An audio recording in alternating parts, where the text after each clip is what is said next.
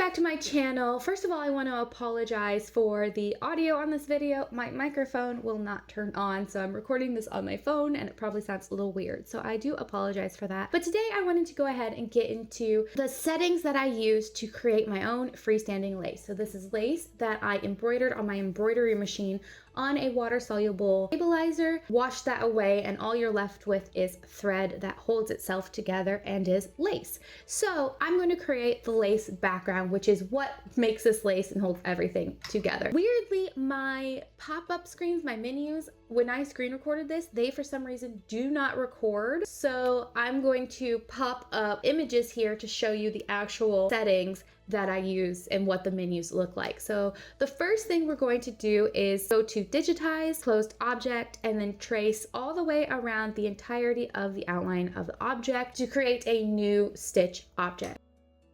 The next thing I'm going to do is double click on that object and I'm going to select the tab fill stitch if it's not already selected.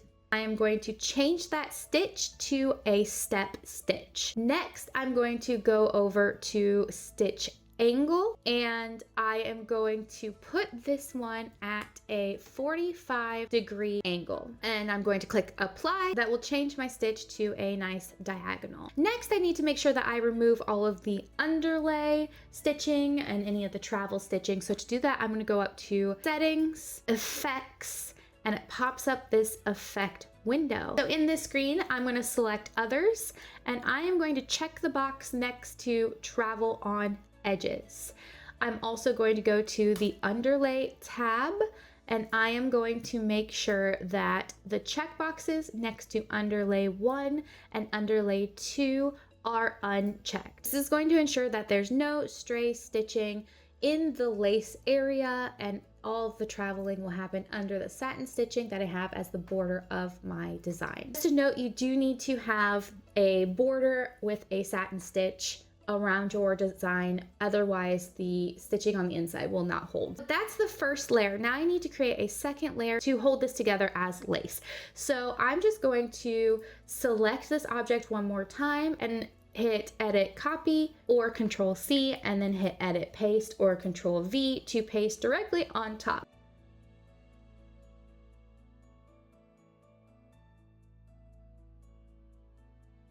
And to make this a bit more visible, I am going to recolor this so that I can see my stitch lines. This should be an exact copy of the one I made before. So the underlays are removed and it will only travel to the edges. So I just need to change my stitch angle. So once again, I'm going to double click on this stitching. I'm going to go to stitch angle and I am going to set this angle to 135 degrees. Click apply. And now you have your lace background. So all there is to do is to click on both of these, go to arrange, sequence, and select to start. This will move the stitching all the way to the back of the design and will be the first thing that your machine stitches. I like to create this lace for the entirety of the object to make sure that it holds itself together. So that's pretty much it. That's our lace design and that is how you digitize it. So you just need to output this as a machine file, take it to your embroidery machine and stitch away. I made a video on this sort of stabilizer last week, so if you want to watch that, I'll put it up in the cards. But I just used this fibrous sort of paper-like white stabilizer and 2 layers just to be on the safe side to make sure that nothing tears through while stitching. And then I just wanted to show you quickly here how this stitches out. So this is the very first layer of the lace background and it's just doing that diagonal 45-degree stitch all the way through the artwork, and then it comes back through and does the other stitch at the 135 degrees, creating this nice lace work pattern. And here is the final design. So now I just need to remove this from the hoop and I'm going to trim away some of the stabilizer. Now I will say I do have some issues with this design. I do need to make the outline a bit thicker. The stabilizer pulled a little bit while stitching, didn't quite go up all the way underneath the satin stitch outline, so I do need to make that adjustment, and I do need to adjust some of the stitching within the mouth and the ears because it did too much and wound up tangling a bit. It's not so bad for being my first test of this design. Just expect that you may need to do this more than once to get your design perfect, because the goal is for the front and the back to look exactly the same, because you're going to see both sides of the lace. I did also stop switching out my bobbins for matching colors since this is just going to be a test object, so you just see a lot of white on the back here. So I trimmed away the excess stabilizer, got a bowl of warm water, and dropped it in.